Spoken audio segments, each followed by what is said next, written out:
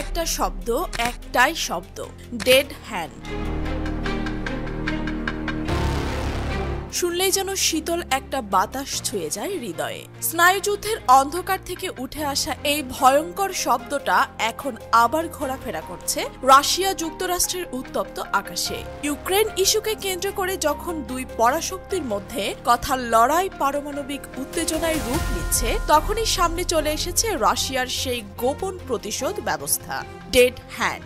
Ukraine ইস্যুতে Russia ও যুক্তরাষ্ট্রের মধ্যকার উত্তেজনা দিন দিন বাড়ছে। বিশেষ করে মার্কিন প্রেসিডেন্ট ডোনাল্ড ট্রাম্পের সাম্প্রতিক হুঁশিয়ারির পরও রুশ প্রেসিডেন্ট ভ্লাদিমির পুতিন কোনো কর্ণপাত না করায় সংঘাতের শঙ্কা নতুন উচ্চতায় পৌঁছেছে।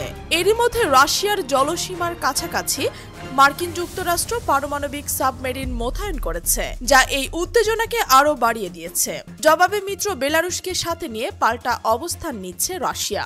বেলারুশ ইতিমধ্যে ইউক্রেন সীমান্তে নতুন করে সামরিক ঘাঁটি গড়ে তুলেছে। দেশটির প্রেসিডেন্ট আলেকজান্ডার লুকাশেঙ্কো সীমান্ত রক্ষায় বিশেষ বাহিনী স্পেশাল অপারেশন ফোর্সেস এর মাধ্যমে একটি রকেট আর্টিলারি ব্রিগেডিয়ার ও একটি নতুন আকাশ প্রতিরক্ষা ইউনিট গঠনের নির্দেশ দিয়েছেন। এছাড়া আন্তর্জাতিক প্রতিক্রিয়াকে উপেক্ষা করে ইউক্রেন সীমান্তে রাশিয়ার সেনা মোতায়েনের অনুমতিও দিয়েছেন লুকাশেঙ্কো। ফলে কিয়েভ মিনস্কো সীমান্ত জুড়ে সামরিক চাপের পাশাপাশি কূটনৈতিক উত্তেজনাও নতুন মাত্রা পেয়েছে। এদিকে ট্রাম্প সাম্প্রতিক সামাজিক মাধ্যমে এক বিস্ফোরক মন্তব্য করে বলেন, ভারত ও রাশিয়ার অর্থনীতি মৃত, তারা একসঙ্গে মিলে নিজেদের ডুবিয়ে ফেলেছে। কিন্তু মন্তব্যের কড়া জবাব দেন রাশিয়ার জাতীয় নিরাপত্তা পরিষদের ডেপুটি চেয়ারম্যান দিমিত্রি মেদভেদেভ। তিনি ট্রাম্পকে স্মরণ করিয়ে দিয়ে বলেন, আপনি যাদের মৃত বলেছেন তাদের ডেড হ্যান্ড ব্যবস্থা থেকে আসা বিপদকে অবহেলা করবেন না।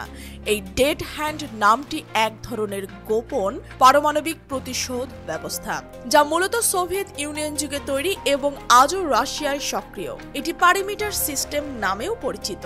শীতল যুদ্ধের সময় তৈরি এই স্বয়ংক্রিয় ব্যবস্থা এত রাশিয়ার শীর্ষ নেতৃত্ব যদি একসঙ্গে প্রথম পারমাণবিক হামলায় নিহত হয়, তবে এই সিস্টেম নিজে থেকে যুক্তরাষ্ট্র বা শত্রুপক্ষের বিরুদ্ধে প্রতিশোধমূলক পারমাণবিক হামলা শুরু করতে পারে। বিশেষজ্ঞদের মতে ডেড হ্যান্ড সিস্টেম ভূমিকম্প, আলো তেজস্ক্রিয়তা এবং বায়ু চাপ শনাক্ত করতে সক্ষম সেন্সরের মাধ্যমে পারমাণবিক বিস্ফোরণ বুঝে নিতে পারে।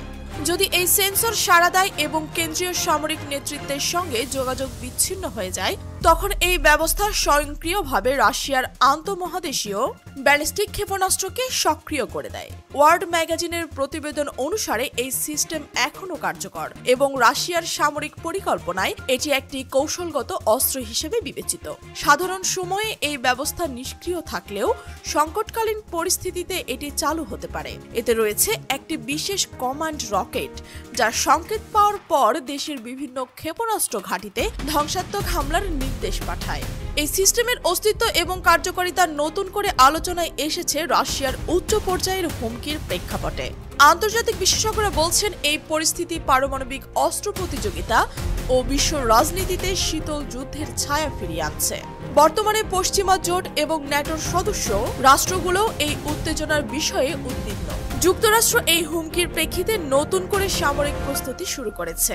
পাশাপাশি কূটনৈতিক পর্যায়ে জোর দেওয়া হচ্ছে যাতে রাশিয়া ও যুক্তরাষ্ট্রের মাধ্যমে সরাসরি সংঘাত এড়ানো সম্ভব হয়। বিশ্ব রাজনীতির এই অস্থির পরিস্থিতিতে ইউক্রেন এখন শুধুমাত্র ভূখণ্ড নয়, বরং এটি ভূ রাজনৈতিক দ্বন্দ্বের কেন্দ্রবিন্দুতে পরিণত হয়েছে, যেখানে প্রতিটি সামরিক পদক্ষেপেই গোটা বিশ্বের নিরাপত্তা ব্যবস্থাকে প্রভাবিত করতে পারে। বিশেষজ্ঞরা আশঙ্কা করছেন, বর্তমান পরিস্থিতি যদি উত্তরণ না ঘটে, তবে ইউক্রেন হতে পারে তৃতীয় বিশ্বযুদ্ধের সম্ভাব্য সূচনা বিন্দু। অন্যদিকে ডেড হ্যান্ড আবারও প্রমাণ করে দিয়েছে, শীতল যুদ্ধ কখনো শেষ হয়নি, শুধু তার রূপ বদলেছে। আজকের এই অস্থির সময়ে মানুষ ফের সেই পুরনো ভূতের নাম শুনছে, ডেড হ্যান্ড।